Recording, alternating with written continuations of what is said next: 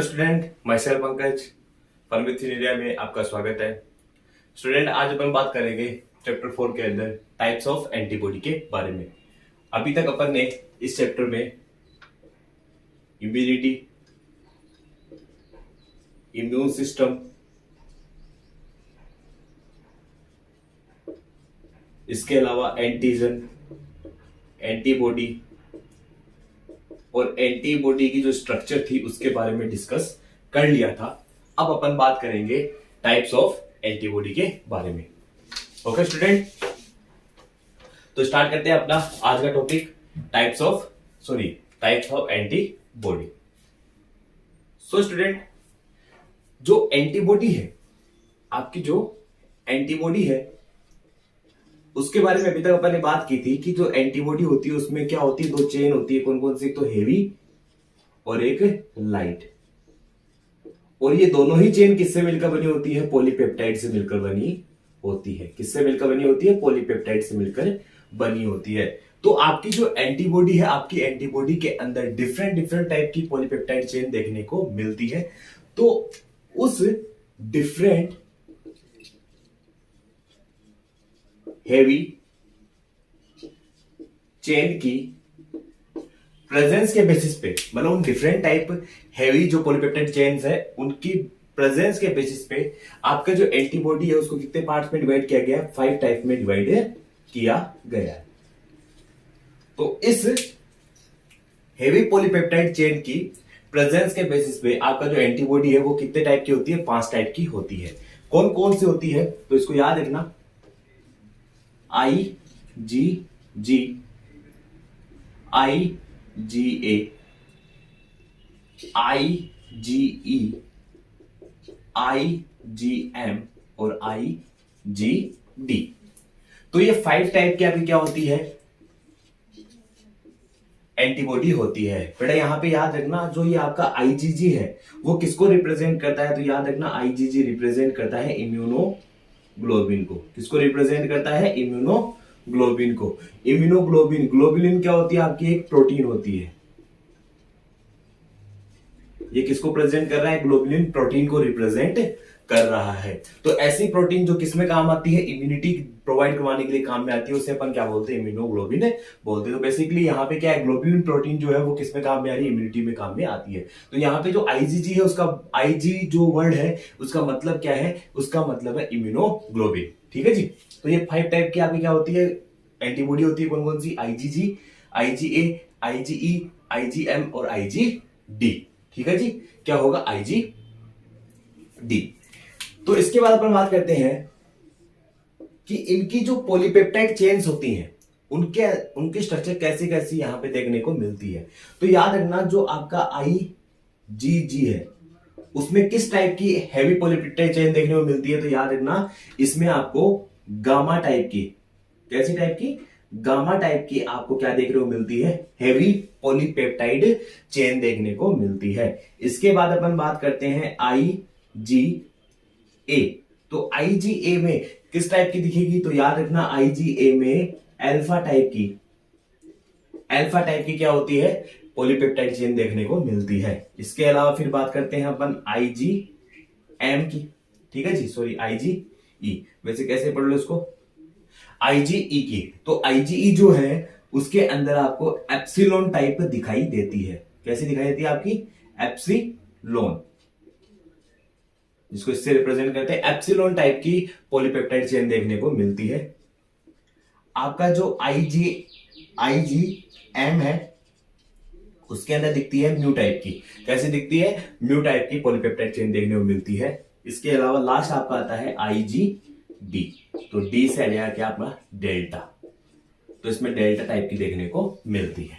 Okay student, तो ये अपनी थी कि जो पॉलीपेप्टाइड चेन्स होती है उसके बेसिस पे एंटीबॉडी को कितने पार्ट में डिवाइड किया गया है? 5 टाइप में डिवाइड किया गया है। कौन कौन सी? IgG, IgA, IgE, IgM और IgD। जिसमें आपका IgG जो होता है वो तो गामा टाइप, IgA में अल्फा टाइप, IgE में एप्सिलॉन, IgM म्यू टाइप की और IgD डेल्टा टाइप की। ठीक है जी। अब अपन बात करते हैं नेक्स्ट कि जो आपका जो ये एंटीबॉडीज है उनका वर्क क्या होता है। तो पहले तो अपन बात कर लेते हैं स्ट्रक्चर के बारे में। तो बेटा याद रखना कि जो आपका आईजीएम है वो किस टाइप का होता है, वो आपका होता है पेंटामर टाइप का। कैसा होता है? पेंटामर टाइप का। तो स्क्रीन में जो आपको स्ट्रक्चर दिखाई दे रही है वो कैसी है? वो आपकी पेंटामर टाइप की होगी। ठीक है जी, क्योंकि इसमें आपको दिखाई दे रहा है, क्या दिखाई दे रहा है इसमें आपको दिखाई दे रहा है कि 5 टाइप ऑफ जनरली 5 एंटीबॉडीज वहां पे क्या है? प्रेजेंट है। जैसे मान लो आपका कुछ इस तरीके से आपको स्क्रीन के ऊपर दिखाई दे रहा है, ऐसे इस तरीके से।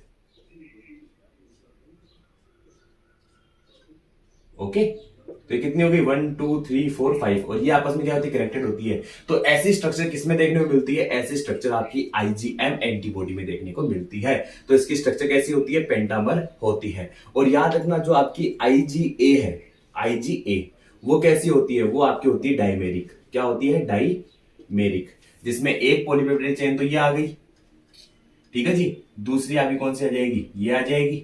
और फिर तीसरी जो होती है एक्स्ट्रा जो पेप्टाइड चेन होती है वो कुछ इस तरीके से कनेक्टेड रहती है। तो ये क्या होती है? ये दोनों आपस में कनेक्टेड रहती है। तो यहाँ पे 2 यूनिट एंटीबॉडी की देखने को मिलती है। तो इसे अपन कौन से स्ट्रक्चर बोलेंगे? डायमेरिक स्ट्रक्चर बोलेंगे। ठीक है जी। अब अपन बात करते हैं इनके वर्क की। तो देखो बेटा, सबसे पहले आईजीए जो है आपकी, आईजीए एंटीबॉडी ये क्या करती है? ये आपकी प्रेजेंट होती है मदर कोलोस्ट्रम में। किसमें प्रेजेंट होती है? मदर कोलोस्ट्रम में। किसमें प्रेजेंट होगी? Mother colostrum. और मदर जो कोलोस्ट्रम है, कोलोस्ट्रम को अपन क्या बोलते हैं हिंदी में बोले तो? इसे अपन बोलते हैं खीस। क्या बोलते हैं? खीस। जो विलेज वाले बच्चे हैं, जो जनरली जो गांवों में रहते हैं, उनको पता है खीस का मतलब क्या होता है। लेकिन अगर इसका अगर अपन को जानना हो कि कोलोस्ट्रम क्या होता है, तो कोलोस्ट्रम क्या होता है कि after पास्चुरेशन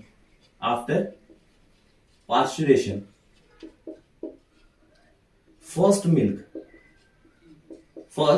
dense milk secreted by mother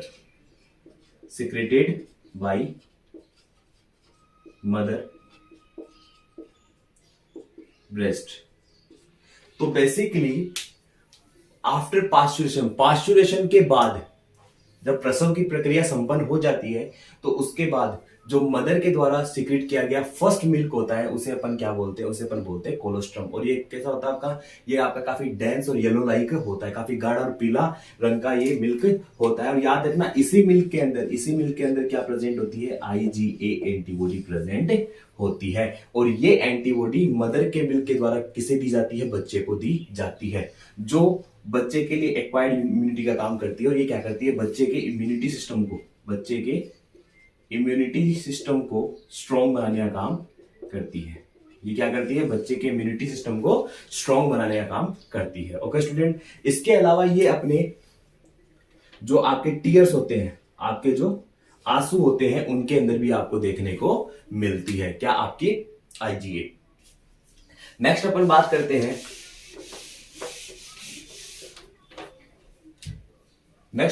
upon IgG की। किसकी बात करते हैं? आईजीजी। तो आईजीजी जो एंटीबॉडी होती है वो क्या कर सकती है? It can cross placenta. जो आपकी आईजीए, आईजीजी, आईजीएम, आईजीडी और आईजीई, इन सभी में सिर्फ आईजीजी जो है वही क्या कर सकती है? प्लेसेंटा को क्रॉस कर सकती है। बाकी कोई भी एंटीबॉडी प्लेसेंटा को क्रॉस नहीं कर सकती। कुछ एक्स्ट्रा इसमें बता देता हूं मैं। जो आईजीजी2 है, आईजीजी2 जो आपकी एंटीबॉडी होती है, वो it can not cross placenta. ये कभी भी प्लेसेंटा को क्रॉस नहीं कर सकती। कौन? आईजीजी2। ठीक है जी। ये आईजीजी के सब टाइप होते हैं। इसमें 4 होते हैं, G1, G2, G3 और G4, जिसमें से G1, G3, G4 ये तो क्या नहीं कर पाते, ये तो आराम से क्या कर लेते हैं? प्लेसेंटा को क्रॉस कर सकते हैं। लेकिन G2 जो होता है वो प्लेसेंटा को क्रॉस नहीं कर सकता। ओके स्टूडेंट, तो जो आईजीजी होती है वो क्या करती है? प्लेसेंटा को क्रॉस करके जो बेबी है उसको क्या करती है? इम्यूनिटी प्रोवाइड करवाने का काम करती है। ठीक है जी। इसके अलावा जो IgE है, इम्यूनोग्लोबिन ई, ये बेसिकली किसके अगेंस्ट वर्क करती है? It is work on basophil and mast cell. Basophil और जो मास्ट सेल जो सेल्स होती हैं उनके ऊपर एक वर्क करती है, और क्या करेगी? उनके ऊपर वर्क करके ये एलर्जन रिएक्शन में हेल्प करती है। तो एलर्जी के अगेंस्ट जो वर्क कर रहा है, आपको जो एलर्जी का जब पता लगता है तो उसके अगेंस्ट, यानी आपका एलर्जी कोई भी, जैसे मान लो आपका जो एंटीजन है वो आपकी बॉडी में गया, लाइक आपका कोई बैक्टीरिया है, या मान लो जैसे कोई आपका कोई पोलन ग्रेन्स है, अगर वो आपकी बॉडी में एंटर कर जाते हैं तो उनके अगेंस्ट एंटीजन, उस एंटीजन को पहचान के जो एंटीबॉडी के रूप में प्रोड्यूस होती है वो कौन सी होती है? IgE जो होती है, जो किस पे काम करेगी? बेसोफिल और मास्ट सेल पर काम करती है, और इन पे काम करने के बाद आपकी बॉडी में क्या होता है? एलर्जन रिएक्शंस देखने को मिलते हैं, जिसमें आपके रशेस बन जाते हैं, आपको इचिंग होने लग जाती है। ओके स्टूडेंट, तो ये आपकी क्या थी? टाइप्स ऑफ एंटीबॉडी कंप्लीट होती है। अब अपन बात करते हैं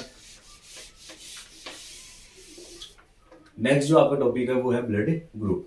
क्या है? Blood group.